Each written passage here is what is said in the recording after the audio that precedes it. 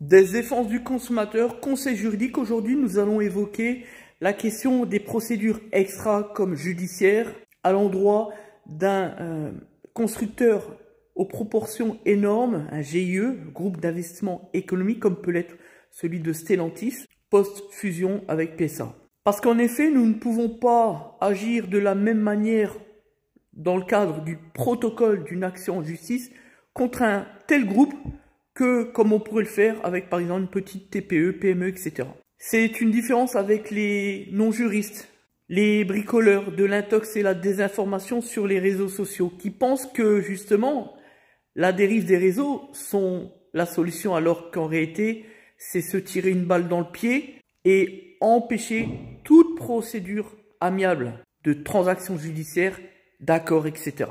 Là encore, c'est une différence entre les chefs d'entreprise sérieux, responsables et matures, et puis les pseudo-entrepreneurs que l'on retrouve à toutes les sauces et tous les jours sur les réseaux sociaux.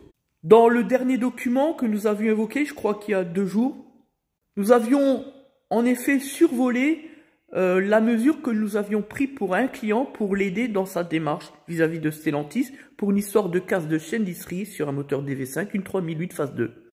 Et nous l'avions indiqué, en moins d'une semaine, nous avions résolu le problème, même s'il a en effet fallu intervenir jusqu'à la direction régionale, peu importe. La différence, c'est que nous maîtrisons le droit et que nous avons un cabinet d'avocats derrière qui sait nous conseiller lorsqu'on a un doute. Et donc, on sait exactement ce qu'il ne faut pas dire ou ce qu'il faut faire, exactement au millimètre. Et vous nous verrez alors jamais sur les réseaux sociaux en train d'en faire des caisses, faire du souffle, tout ça pour inspirer la pitié d'un constructeur automobile.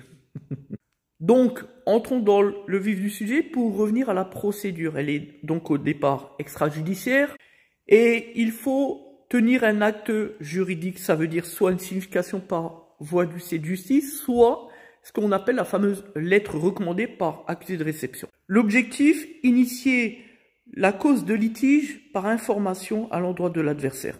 Il faut donc un acte juridique, c'est donc nullement un courrier simple, un email ou un SMS, mais mieux, soit un courrier recommandé par accusé de réception, soit une signification par voie d'huissier de justice. À l'appui de ceci, vous avez le mois légal, 30 jours, pour attendre une réponse. Et si vous n'avez pas de réponse au bout d'un mois, vous assignez directement, immédiatement en justice. C'est comme ça qu'on doit agir. Le fait de multiplier les courriers recommandés pour absence de réponse et en découdre sur les réseaux sociaux, c'est de l'amateurisme.